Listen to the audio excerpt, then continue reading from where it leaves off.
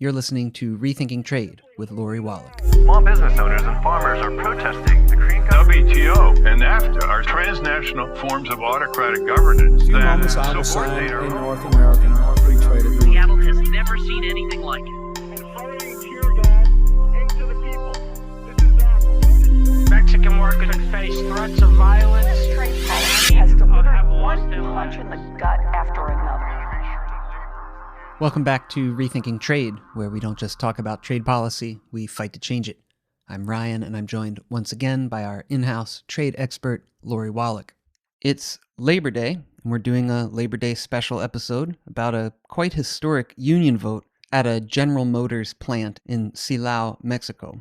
Joining Lori and I is Public Citizens Global Trade Watch Research Director Daniel Rangel, as well as Jeff Hermanson, former Mexico Director of the Solidarity Center and a longtime labor organizer. Jeff's been pretty involved in supporting the efforts at the General Motors plant in Silao.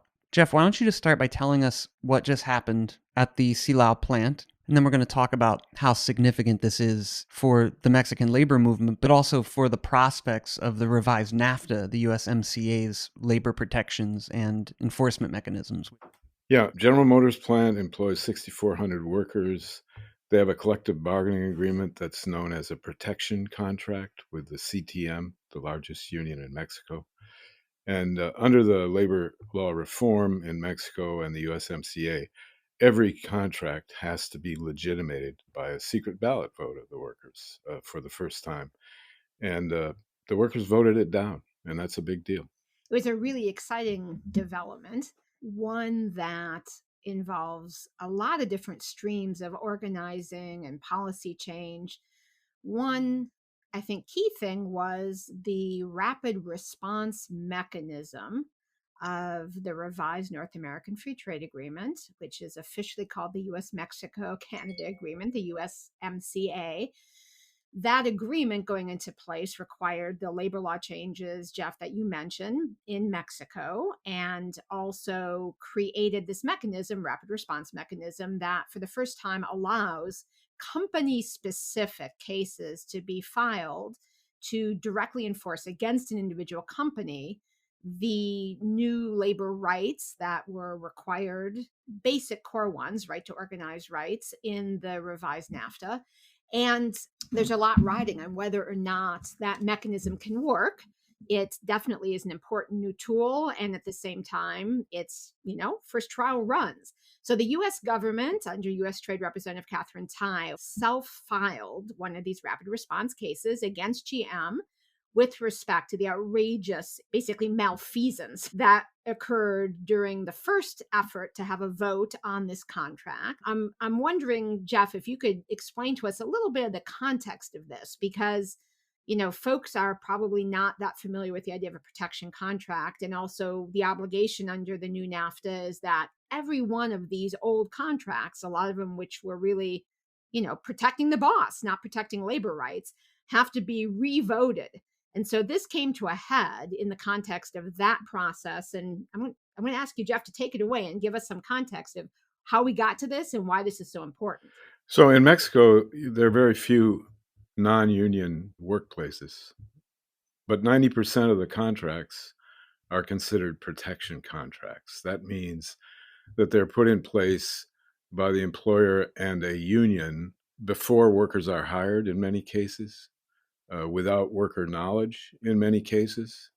But even if there is some worker knowledge, as there is in the General Motors situation, their purpose is to protect the employer from any legitimate union representation. And in this case, for example, for the 12 years that this union held this contract, there was not a single assembly, not a single vote on leadership, not a single ratification of contracts, and very little help from the union on any individual grievances. So because every one of these contracts is now going to have to be voted by the 1st of May, 2023, because of the importance of the plant, the size of the plant, the eyes of the Mexican government and the U.S. government were on this vote. And in April, when the first vote was held, it was a 2-day vote. The first day of the vote went forward, The ballot boxes were put in the union office for safekeeping, supposedly.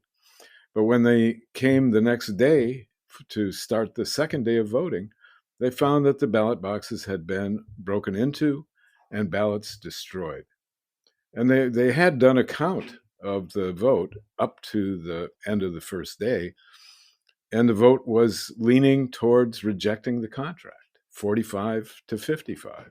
A surprise to everyone, the workers in the secret ballot had voted this contract down. However, because of the irregularities, as they're called, the Secretary of Labor suspended the second day of voting, did an investigation, and issued a finding that, serious irregularities had occurred. The same day that finding came out, the U.S. Trade Representative filed a complaint under the terms of the labor chapter of the USMCA, calling upon the Mexican government to take steps to remedy this situation. Labor Secretary in Mexico ordered a second vote, which was supposed to take place within 30 days of her order. The 30 days came and went. The CTM just didn't run the election. And so then an agreement was reached between the U.S. Trade Representative and the Mexican Secretary of Labor that a rerun election had to be held by August 20th. And if it wasn't held, the contract would be invalidated. So that put some real sanctions into the agreement. And it also required observers. And the bottom line is that when they voted again, they voted the same way. 45% yes, 55% no. And they rejected the contract. Thank you, Jeff, for sharing this. I think that what our listeners are wondering now is what will come next. What's the process for workers to get true union representation at GMC Law? So now we're in a situation where this contract will be invalidated. I mean, there's a period in which the CTM can object to the election, and throughout that period, the contract stays in effect. We hope that 20-day period will result in the contract being eliminated, and the workers then have the opportunity to form their own union. They've already applied for the registration and gotten registration of an independent union, and now they're campaigning to get enough support to apply to negotiate a contract. So, what do you think was the relevance of the rapid response complaint for the outcome? Because this is like a pretty stunning outcome after decades of workers getting screwed by protection unions in Mexico. It was a brave thing to vote the way they did. The fact that the vote actually got redone in a fair way is, knockdown, drag out, stunning given the context. Does the USMCA and the USTR's self-initiated case have anything to do with that? Or is it all about internal organizing, which I know we want to hear about, the amazing work that the workers did also to represent themselves. But was the RRM part of the story? Absolutely. Yeah, the second vote probably never would have occurred without that complaint, because, as I said, the Secretary of Labor ordered an election rerun in 30 days, and the union just didn't do it. They said, no, we don't have to do it. We have until the 1st of May of 2023 to do it. Without that complaint, the second rerun probably wouldn't have occurred. You figure they were thinking about the sanctions in the RRM that were going to hit the company, and the government was going to look bad, and they were all seeing that chewing on their ankles? Oh, the government in Mexico really does not want sanctions to be applied. They do not want, investors to see that sanctions could be applied to them. So basically, they were ready to do just about anything that the USTR asked to get past this complaint. And what they did was order a rerun election under conditions in which the workers could vote freely, secretly, without coercion, and vote their conscience. And that's what they did. And it really is an amazing testimony to the courage of these workers, because in the past, this never would have happened. In the past, the CTM would have brought in, 100 thugs to intimidate the workers. I mean, we've seen this so many times. There would have been no secret ballot. It would have been an open vote in front of everybody. And, it never would have happened. So this is a turning point in the history of the Mexican labor movement, in my opinion. This case appeared in the radar of many people with this outraging episode of the union representatives destroying the ballots of the workers that were voting no against the contract. But this fight and the struggle of many workers started many years ago, right? Could you give us a little bit of the background of what was going on in that plant and what were the main drivers for workers at the GM Silao plant to vote no for this contract? I think, that it's true that there have been dissent within this company for years, but dissent that was repressed, dissent that resulted in workers being fired, dissent that really, could not come into the open without retaliation from the company. And so as a result, the main voice of the workers was a group of fired workers. 8 fired workers formed a group called Generando Movimiento, generating movement, using the initials GM.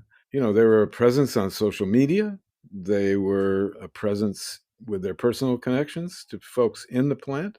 And it's quite obvious that they had some real impact, because we've seen other legitimation votes recently in auto plants that were one-sided in favor of the union because there was no such movement in the plant, because workers were intimidated.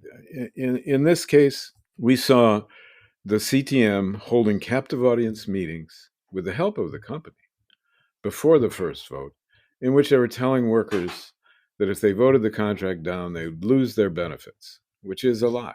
We saw threats and intimidation of workers. We saw the idea floated that if the yes vote won, that they would raffle off 10 brand new GM vehicles. Of course, workers know in Mexico that a lot of promises are made in election campaigns that are never fulfilled, and this is one of them. But, it was a situation in which the workers themselves had built enough of a support network in that plant that people felt safe to vote their conscience. And that's really an amazing thing. Before you finish, let me ask you this. How was this news and this historic vote received? And how is this going to change the landscape for the relationships between employers and workers in Mexico?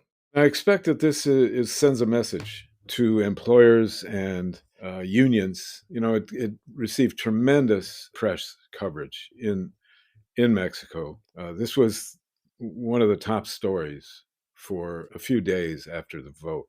And there are employers right now thinking, what am I going to do when my contract is up for a vote? In many of these cases, the workers don't even know there's a contract. So we think that a lot of these contracts will fade into history. When the deadline, 1st of May 2023, rolls around, most of these contracts will not have been legitimated, and they will no longer be in force. Those that are voted on, we're going to see more defeats of protection contracts. And why are you so certain that workers are going to vote down these contracts? These contracts are protection contracts for a reason, and the reason is to keep wages low. And wages in the General Motors plant are half what the wages are in the Volkswagen plant in Puebla, where they have had an independent union negotiating real wage increases for the past 25 years. And, the difference is very obvious. There are 3 independent unions in the assembly plants in Mexico, one in Volkswagen, one in Nissan, and one in Audi. And all 3 of them have at least 1/3 higher wages than in the GM plant. And some of them have double the wages. That's a big deal. It's a big difference. People can see that. Workers are fed up. They were fed up with the CTM in this plant. They're fed up with protection contracts in many plants throughout Mexico. Well, and that begs the next and sort of final question, which is what needs to happen now for actually the workers at the Silao plant to get an independent union? They still have to get a new union, and GM has to recognize that new union, and then they need a new collective bargaining agreement. So are there challenges between saying no to the old and getting the new that could actually change workers' lives? What are the prospects there? There definitely are challenges. Other protection unions are circling around the GM plant and talking about how they're going to represent these workers.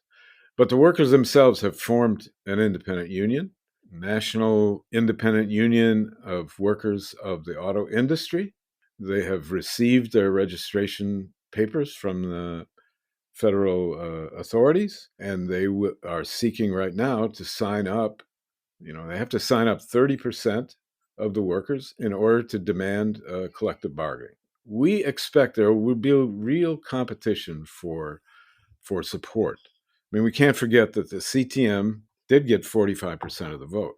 We expect that they will try to negotiate a new contract. If the independent union gets a 30% sign-up, there'll be an election between any union that can provide a 30% showing of interest, essentially. They'll be on the ballot. So we might see a competitive election between an independent union and the CTM union or another protection union. And the very fact they have the opportunity to have that vote and have an independent union challenging the corrupt CTM protection union is a pretty amazing development. Dear listeners, to put this in perspective, this is historic. And I think the thing thinking forward about this, challenges and all, is for all of us to think about what work we need to do as activists, as organizers, as policymakers listening to this interview to actually translate this opportunity, these instruments, into the reality that workers throughout North America have been fighting for together since the NAFTA itself was hatched in the early 90s, to actually have a mechanism for workers to improve their lot. And the transnational companies have been playing workers off of each other, taking their high-wage union jobs in the U.S. to Mexico to pay people $2, $3 an hour, making sure there are no real unions. How do we translate this opportunity, this moment, through action, through the RRM cases, through solidarity, into real change? And that is what is before us. And Jeff, I don't know if you have some specific ideas about that. The recommendation of the Independent Mexico Labor Experts Board has been for massive funding of U.S. and Mexican union binational organizing efforts. I'm very much in favor of such a program. I mean, this is what needs to happen. We need to train a generation of professional trade union organizers. We need to help them create industrial unions that are independent of government and employers, that are democratic, and that actually represent the interests of workers. And that can be done, with the cooperation of U.S., Canadian, and Mexican unions. This is possible now. For the first time in my career, I see this as a real possibility. Rethinking Trade is produced by Public Citizens Global Trade Watch. To learn more, you can visit rethinktrade.org. You can also visit tradewatch.org. Stay tuned for more, and thank you for listening.